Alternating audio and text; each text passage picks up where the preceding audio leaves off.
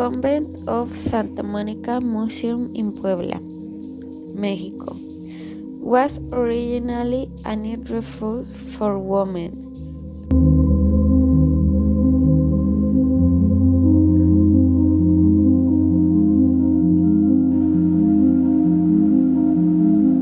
This museum started as a house for only Spanish women in the 17th century.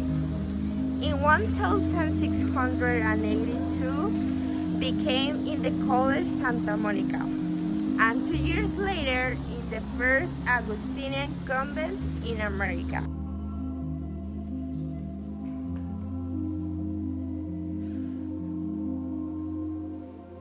The museum features 2 courtyards and 23 rooms, including Introductory Room, La Vicerreinal Puebla de Los Ángeles, Sacred Art and History, Daily Life, Prayer, Work, Community Life, Pleasures, Recreated Daily Life Spaces, Kitchen and Pantry, Refectory, Dining Room, Chapter House, Meetings, Library, Low Antechair and Low Chair Transition Spaces. The museum showcases the history, architecture, and daily life of the nuns.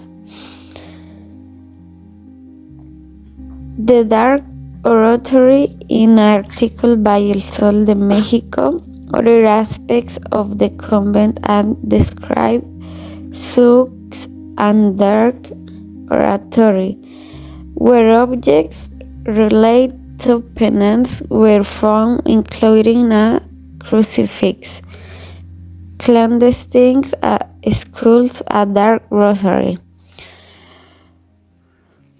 2 air shirts, a crown of thorns, and a praedium with the habit of an Augustinian nun in the article by El Sol de Mexico.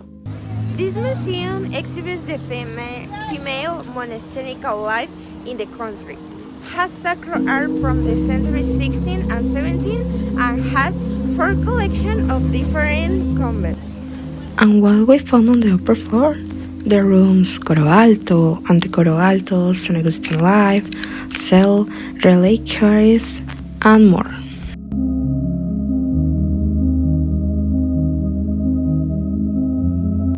This museum is also famous for the story of the chile en nogada, because in this place the nuns create the typical dish from Puebla City.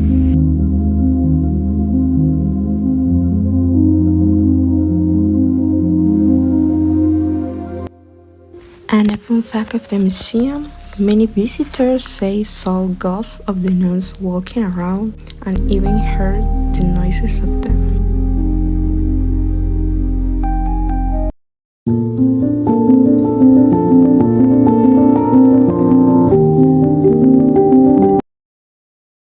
Hi everyone, today we're going to talk about the José Luis Bello and Zetina Museum. José Luis Bello was a philanthropist and art collector from Puebla, born in 1889. This house was his home throughout his entire life. He was born, lived, and passed away here in 1968. The museum's collection comes from 3 generations of the Bello family, who gathered valuable paintings, sculptures, and decorative objects over time. Since José Luis Bello had no descendants, he stated in his will that his home should become a museum, which was inaugurated in 1972 to share his collection with the public. Among the most important works is a painting of Saint Francis of Assisi by Bartolomé Esteban Murillo, a civilian painter from the 17th century. The frame was made in Puebla. Pointing is the main treasure of the museum, organized by country. The tour begins with Bello, known as a great innovator of European art, where religious themes are the most prominent.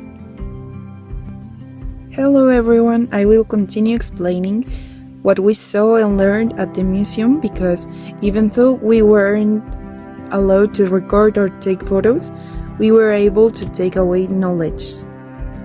Something we found important is that most of the rooms are divided into sections of paintings arranged by century. First, the 17th century, considered the golden age of fine art. Then the 18th century, where there was a transition and confrontation between the Rococo style and the Neoclassicism style. The 19th century, marked by Romanticism, and finally the 20th century with Impressionism. Although there are fewer works of art from this period in the museum. In the third room of the museum, we can find the bedroom, which is the French First Empire style of the 19th century and is said to be a copy of Napoleon Bonaparte's bedroom. In this room, we can even see a sculpture of Napoleon and another of his wife, Maria Luisa of Austria. There are also paintings on display, such as the one above the headboard of the bed, called The Patronage of Saint Joseph by well-known 18th century Oaxacan painter Miguel Cabrera. Mr. José Luis Bello married with Mr. Julia de Haro in 1914. They had a son who died 2 months later and had no other children. The room contains the baptismal certificate of this baby, who was named José Luis Manuel Rodolfo. And we can also see the robe in which he was baptized, which is the only piece of clothing in the museum. In one of the last rooms, there is a temporary exhibition, because every so often it is changed for another objects, and we were able to see some of Julia de Haro's personal belongings, such as glass paperweights, fans, and a very special letter written in December 1909 by José Luis Bello, in which he declared his love for her. It reads as follows: Miss Julia de Haro, a lady whom I hold in the highest regard. Loving life shapes our very being, and when the heart experiences love, there is a reaction in man's existence. He ceases to live for himself in order to live for his beloved, and no thoughts pass, no through his mind that is not closely related to the being for whom he lives.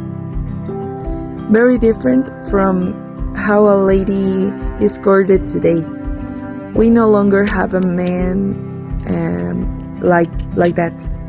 And with this love letter, I end my explanations about this museum. I hope that one day you will be able to visit this museum full of story and art, and until the next time.